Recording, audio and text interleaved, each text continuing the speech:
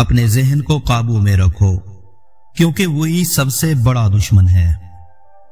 नफरत को नफरत से खत्म नहीं किया जा सकता, यह सिर्फ मोहब्बत से ही खत्म होती है।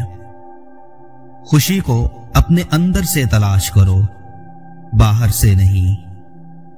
गुस्सा तुम्हें किसी और से सजा नहीं दिलवाता, तुम्हें खुद ही सजा देता है। सुकून उस वक्त आता है जब आप अपने अंदर अमन पाते हैं। किसी और के आमाल का जिम्मेदार बनने की बजाय अपने आमाल का जायजा लो। हर लम्हा एक नई जिंदगी की शुरुआत है। जो शख्स सब्र करता है वो सब कुछ हासिल कर सकता है। अपने ख्यालात का ध्यान रखो, क्योंकि वही तुम्हारी जिंदगी की सिमत तय करते हैं।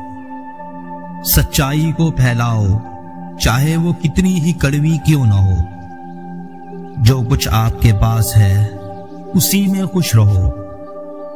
नेक आमाल से रूह को पाक करो। जिंदगी की मुश्किलों को कबूल करो और उनसे सीखो। इल्म हासिल करो, क्योंकि इल्म ही सबसे बड़ी दौलत है।